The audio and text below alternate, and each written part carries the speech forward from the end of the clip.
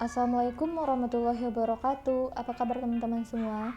Baiklah, pada video kali ini agak berbeda dari video sebelumnya. Pada video kali ini kita akan belajar bagaimana cara menjawab soal dengan cepat dan benar. Namun sebelum video dimulai, jangan lupa klik tombol subscribe terlebih dahulu. Oke teman-teman, sebelum saya mulai membacakan soalnya, ada baiknya siapkan terlebih dahulu pena atau pensil, kemudian buku atau kertas, dan jangan lupa berdoa agar ilmu yang kita pelajari hari ini dapat bermanfaat.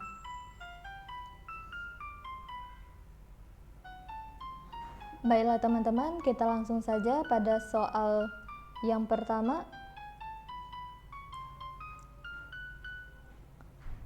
Seorang ibu membawa anaknya ke rumah sakit bernama anak A, berumur 13 tahun dengan keluhan nyeri kepala, nyeri pada tungkai, dan ruam pada kulit dengan suhu 38,5 derajat Celcius. Ia mengatakan cemas akan kondisi anaknya. Pertanyaan pertama, berdasarkan informasi tersebut, maka diagnosa medis yang cocok untuk anak tersebut adalah A. Demam berdarah, B. Kejang demam sementara, D. Tifus abdominalis, D. Malaria. Silakan teman-teman tulis terlebih dahulu apa jawabannya di kertas yang telah teman-teman sediakan. Oke, selanjutnya. Berdasarkan diagnosa medis nomor 1, penyebab gejala yang muncul pada anak A adalah A. Plasmodium vivax atau malaria atau falciparum, B. Aedes aegypti, C. Salmonella, atau D. rubella.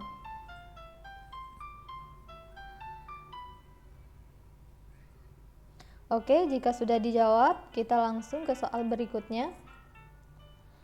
Berdasarkan diagnosa medis pada soal nomor 1, setelah dilakukan pemeriksaan laboratorium, hasilnya adalah A. Trombositopenia, B. Anemia, C. Hipoglikemi, D. Hipoalbumin.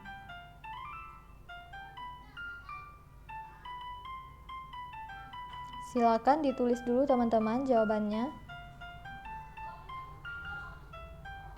Oke, selanjutnya.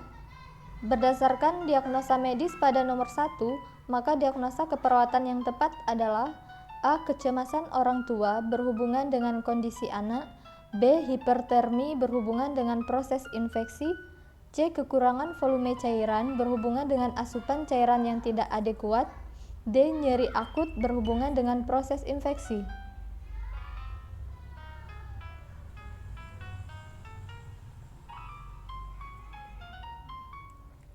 Oke, kita lanjut.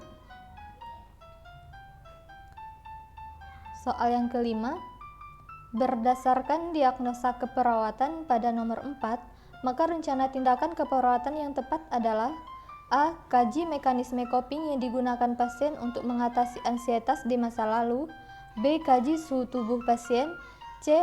Observasi intake dan output, catat warna urin atau konsentrasi, D. Kaji skala nyeri.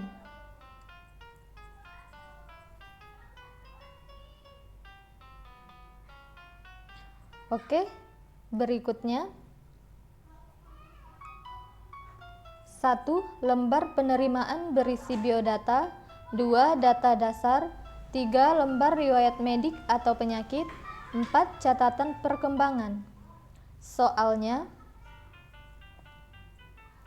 pada nomor di samping yang merupakan pendokumentasian secara search oriented record adalah A. 2 dan 4, B. 1, 2, 3 dan 4, C. 1, 2 dan 3, atau D. 1 dan 3.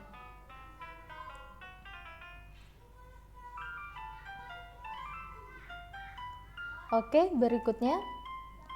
Pada nomor di samping yang merupakan pendokumentasian secara problem oriented record adalah A. 2 dan 4, B. 1, 2, 3 dan 4, C. 1, 2 dan 3, D.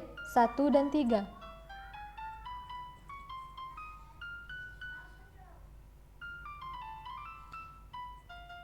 Oke, jika sudah dijawab, kita lanjut soal berikutnya.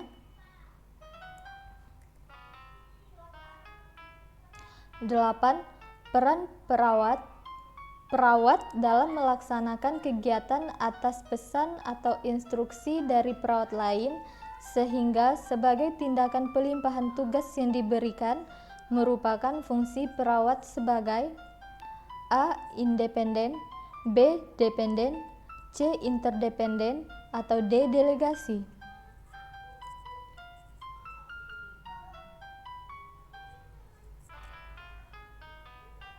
Oke, soal yang ke-9. Fungsi ini dilakukan dalam kelompok tim yang bersifat saling ketergantungan di antara tim satu dengan yang lain. Fungsi ini dapat terjadi apabila bentuk pelayanan membutuhkan kerjasama tim dalam pemberian pelayanan, seperti dalam pemberian asuhan keperawatan pada pasien yang mempunyai penyakit kompleks.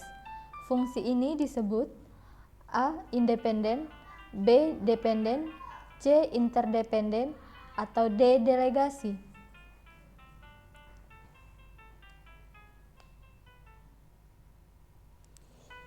Oke, jika sudah dijawab, kita masuk soal berikutnya. Nyonya A mengeluh nyeri pada perut sebelah kanan bawah. Setelah dikaji, ternyata skala nyeri Nyonya A adalah 6. Kemudian perawat S menghubungi dokter untuk melaporkan keluhan pasien dengan tujuan agar pasien mendapatkan obat analgetik. Peran yang sedang dilakukan oleh perawat S adalah peran perawat sebagai A. Advokat, B. Edukator, C. Koordinator, atau D. Kolaborator.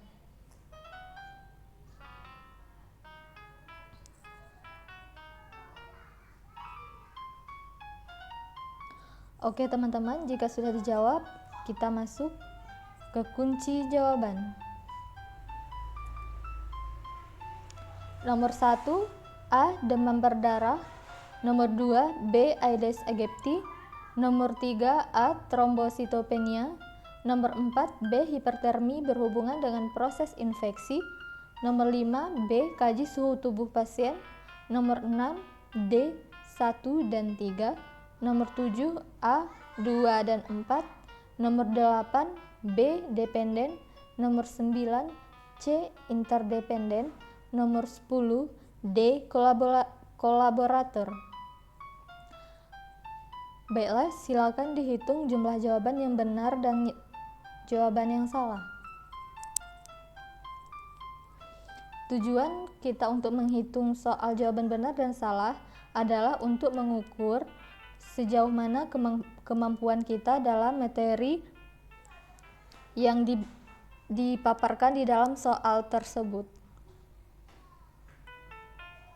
Oke, kita masuk ke pembahasan. Untuk pembahasan soal nomor 1 sampai 3. Demam berdarah adalah penyakit virus daerah tropis yang ditularkan oleh nyamuk yang ditandai dengan demam, nyeri kepala, nyeri pada tungkai, dan ruam, menurut Broker tahun 2001. Gigitan nyamuk Aedes aegypti yang membawa virus dengue. Kemudian, derajat tipe 1, demam disertai gejala klinis lain tanpa perdarahan spontan, panas 2-7 hari, uji tourniquet positif, trombositopenia, dan hemokonsentrasi.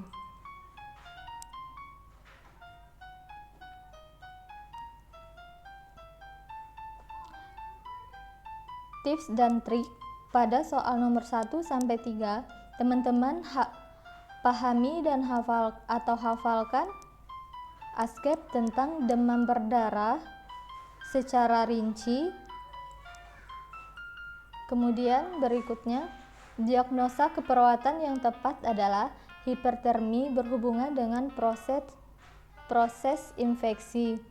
Nah, kenapa hipertermi? Karena pada penyakit demam berdarah, suhu dari tubuh pasien itu meningkat, sehingga diagnosa utamanya hipertermi. Kenapa tidak defisit cairan? Karena pada pasien demam berdarah itu yang paling utama yang harus kita lakukan adalah bagaimana cara kita untuk menurunkan suhu tubuh pasien. Selain itu, pada keluhan pada soal tadi, tidak ada tanda-tanda bahwa pasien tersebut kekurangan cairan. Kemudian, pembahasan soal berikutnya. Model dokumentasi terdiri dari 1. Search Oriented Record. Catatan berorientasi pada 5 komponen, yaitu 1. Lembar penerimaan berisi biodata, 2. Lembar order dokter, 3. Lembar riwayat medik atau penyakit, 4. Catatan perawat, 5. Catatan dan laporan khusus. Untuk jenis dokumentasi Problem Oriented Record ada 4, yaitu data dasar, data masalah, daftar awal rencana asuhan, catatan perkembangan. Kemudian sambungannya progress note, yaitu atau catatan berorientasi pada perkembangan kemajuan. Kemudian CBE, yaitu sorting by exception. Sistem dokumentasinya terdiri dari 2 komponen, yaitu flowsheet yang berupa kesimpulan penemuan yang penting. Kemudian dokumentasi dilakukan berdasarkan standar praktek keperawatan. Kemudian problem intervention evaluation. Sistem pencatatan adalah suatu pendekatan orientasi proses pada dokumentasi dengan penekanan pada proses keperawatan dan diagnosa keperawatan. Berikutnya fokus, yaitu suatu proses orientasi pada klien fokus. Hal ini digunakan proses keperawatan untuk mengorganisir dokumentasi asuhan.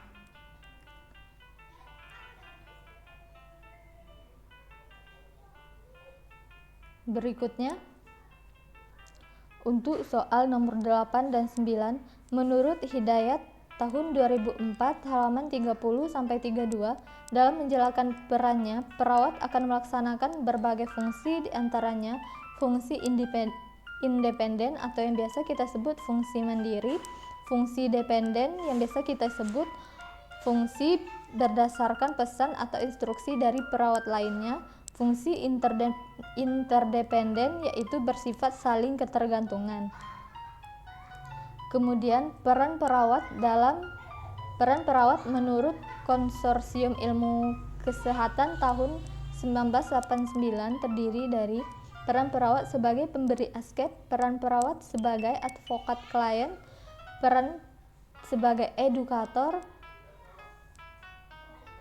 peran koordinator, peran kolaborator, peran konsultan, dan peran pembaharu. Baiklah teman-teman, demikian video kita pada kali ini. Jangan lupa klik subscribe bagi yang belum subscribe. Jangan lupa like jika menyukai video ini. Jangan lupa klik tombol lonceng agar apabila saya upload video, teman-temanlah yang pertama kali tahu. Selagi masih ada waktu, maka gunakan dengan sebaik-baiknya. Terima kasih.